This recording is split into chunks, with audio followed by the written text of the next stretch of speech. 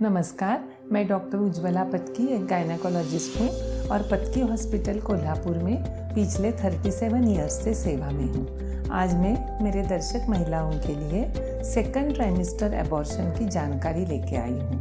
पहले मैं आपको बताती हूँ सेकंड ट्राइमेस्टर का मतलब क्या होता है। सेकंड ट्राइमेस्टर मतलब अपनी प्रेगनेंसी का चौथा, पांचवा और छठा महीना, ये 3 महीनों को मिला के दूसरी तिमाही, नहीं तो सेकंड ट्राइमेस्टर बोलते हैं। सेकंड ट्राइमेस्टर में जब एबॉर्शन होता है तो हमारी पेशेंट महिला को फर्स्ट एब्डोमेन में पेन मालूम पड़ता है, मतलब पेट के निचले हिस्से में दर्द होता है, कभी कभी ब्लीडिंग होता है और कभी कभी अचानक सा वाटर ब्रेक होके पानी जैसा डिस्चार्ज होता है। ये तीनों समस्याएं बहुत ध्यान से पेशेंट ने देखनी चाहिए और फ़ौरन हॉस्पिटल में जाना चाहिए। ये एबॉर्शन की वजह क्या होती है?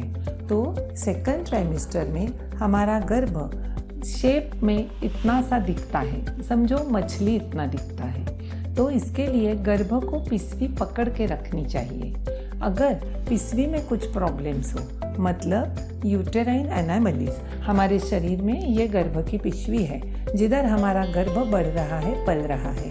अगर ये पिशवी में पर्दा हो, पिशवी के 2 कप्पे हो, पिशवी हिस्सों में 2 हिस्सों में बांट गई हो, तो अंडर की कैविटी जो है ये कमज़ोर पड़ती है और ये गर्भ को पकड़ नहीं पाती।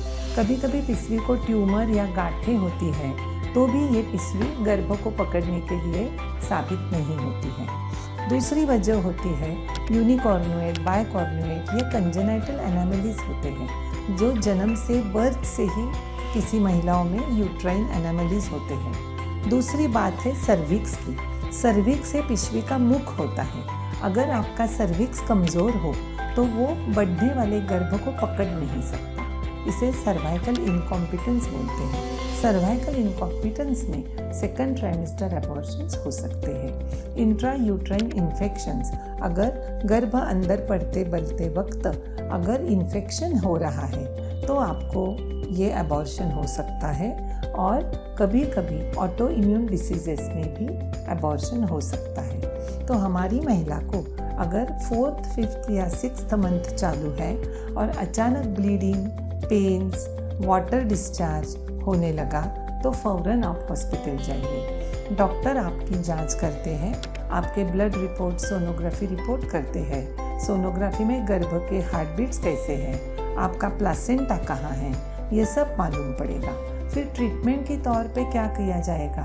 आपको इंजेक्शंस देते हैं, सलाइन की ज़रूरत हो तो सलाइन लगाते हैं और आपको अगर ज़रूरत पड़े तो थैली को स्टिच लगाते हैं, जिसे सर्वाइकल स्टिचिंग या ऑस टाइटनिंग बोलते हैं। सेकंड ट्राइमेस्टर एबॉर्शन में अगर ये कुछ भी फ़ायदे का नहीं हुआ तो गर्भ एबॉर्ट होता है।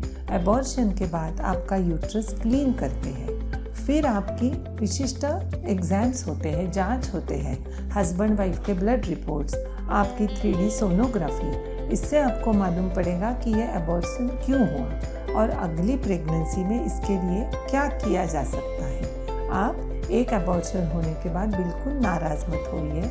ऐसे कितने सारे पेशेंट्स हैं जिनके एक बार एबॉर्शन होता है लेकिन आगे लेके प्रेगनेंसी अच्छी हो जाती है। इसलिए आप सही वक्त पे डॉक्टर के पास जाइए, तपास करिए और आगे की अच्छी ट्रीटमेंट ले लीजिए। धन्यवाद।